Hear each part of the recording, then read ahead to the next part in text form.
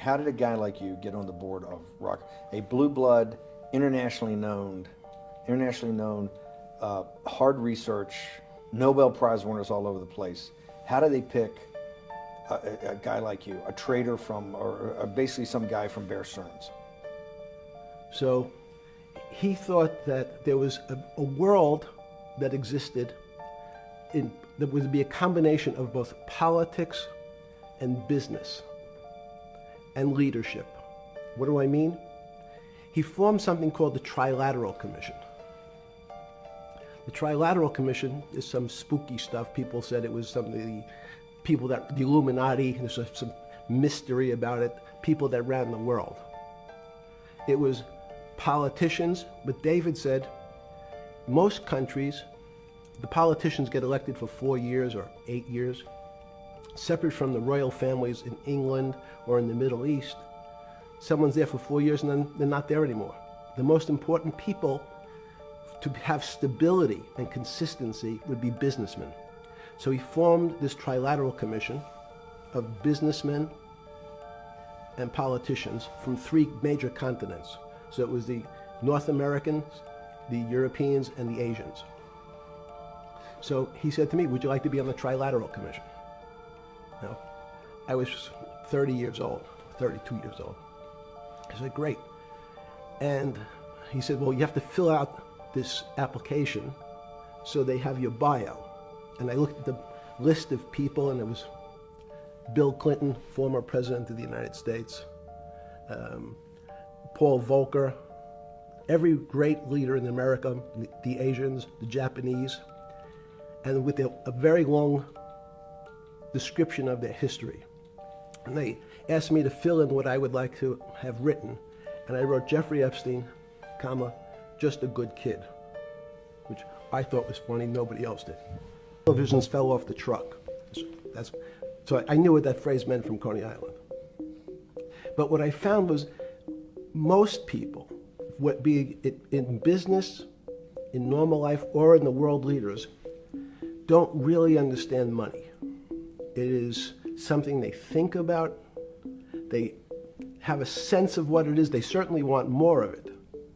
But they also make statements like, we want more money, but we don't want more debt, which just shows a misunderstanding of what money at its core really is. So most people don't, they want to make it, they want to save it, but to understand it intimately is not a normal characteristic. But so if I said to you, does your doctor understand your body system? You'd say, well, I hope so, because I want him to keep me healthy.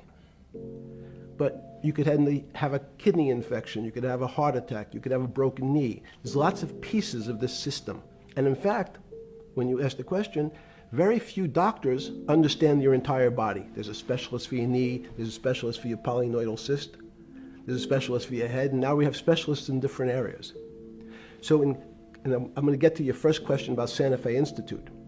The world economy and your body are both comprised of little systems interacting with each other and making one big system. This is what's stunning for all the little guys out there, the populist movement, the little guys that haven't had a pay raise in 30 years. They think that these elites, have everything. The guys in the room making the decisions, the party at Davos guys. You're sitting there, and you don't think many people today really understand the complexity and really all the moving pieces and how they interconnect to the world's financial system. No, not only don't they understand the complexity, and that goes back to Santa Fe Institute was an attempt of trying to see if there was a way to mathematize, formularize, or algorithmically understand what the term complexity means. That goes back to the original question. Complex systems are complex by definition. But there's not necessarily, it's not one level of complexity. We might say, well, our fingers are complex, the movements, the muscles of our hands, but it's not as complex as the blood system. Now I have a circulatory system. I have systems on top of systems, so that there's no one group or person that really understands the way the body works. There's no one group that understands the way the financial systems work. You might understand U.S. bond market. Now, you've asked about the trade of long-term capital. That was a bond fund, very small part of this very complex system. So the goal of the Santa Fe Institute was to see, is there a way to get in, somehow understand how complex systems interact? Fast forward, Steve, to today, where Google and these other engine companies, the other tech companies, are trying to build artificial intelligence. The strangest thing that they found, one of the strangest things, is that the systems that they design, this artificial intelligence, which a lot of people have heard about, is they design a bunch of systems. They're called neural nets. Terms simply taken out of brain work, neurons in the brain.